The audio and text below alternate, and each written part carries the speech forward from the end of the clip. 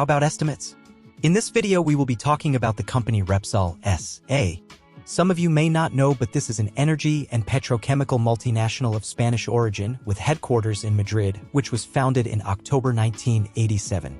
It all started with the company CAMSA was born in 1927, a mixed company whose objective was to manage the oil monopoly in Spain and other European countries. This was the first of a series of milestones prior to the creation of the Repsol Group. The birth of CAMSA was followed by another of great relevance in the national energy sector, the creation of the INI, National Institute of Industry, a holding company responsible for managing the country's industrial companies, including CAMSA. First steps, 1980 to 1997. In the midst of negotiations for Spain's entry into the European Union, the Repsol Group emerges. The decision to use the name Repsol, the lubricant brand marketed by Repesa, is due to its notoriety and easy pronunciation in different languages. The objective is to transform ourselves into a leading brand with prestige and global recognition. This is not the typical company formed by a single man and then grew, as in the case of Falabella or Bacchus that I already talked about previously in previous videos.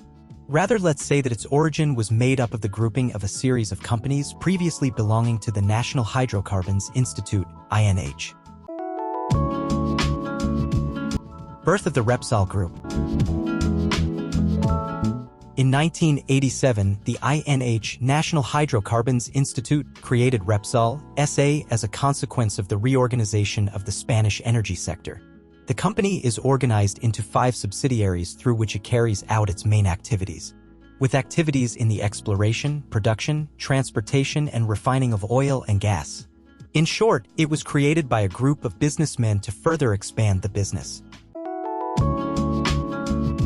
Privatization of the company.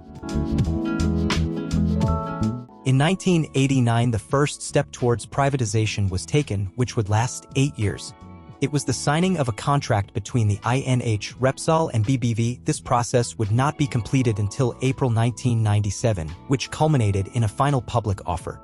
During the following years, between 1997 and 2005, there was a great international opening and innovative development towards countries in Latin America, North America, Africa, and Russia, which became the company's areas of expansion.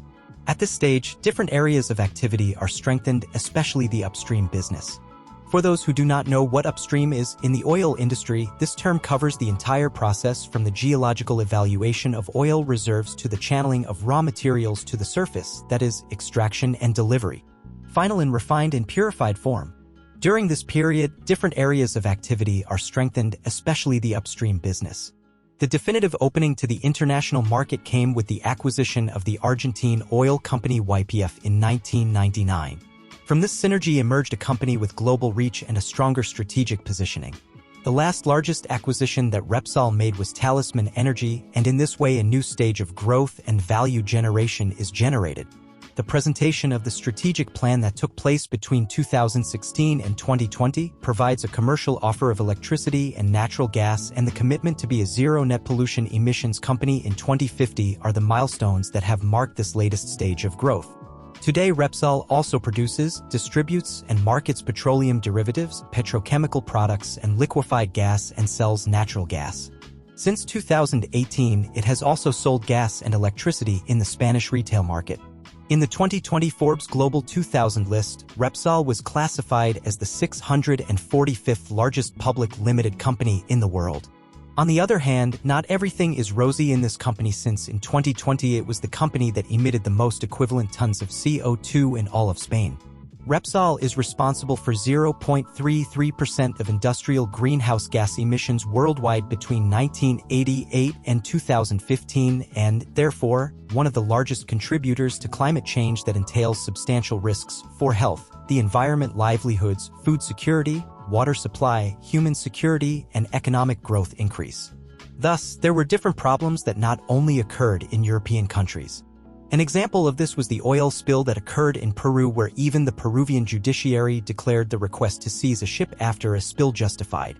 Ship that transported the barrels of oil from the Repsol company that caused the spill on the Peruvian coast. And in this way we would be reaching the end of the video. Remember to leave your thumb up to support our project as well as subscribe. Leave me in the comments, what do you think about this company? We will be happy to read it. Thank you very much in advance for watching the video, and we will see you next time.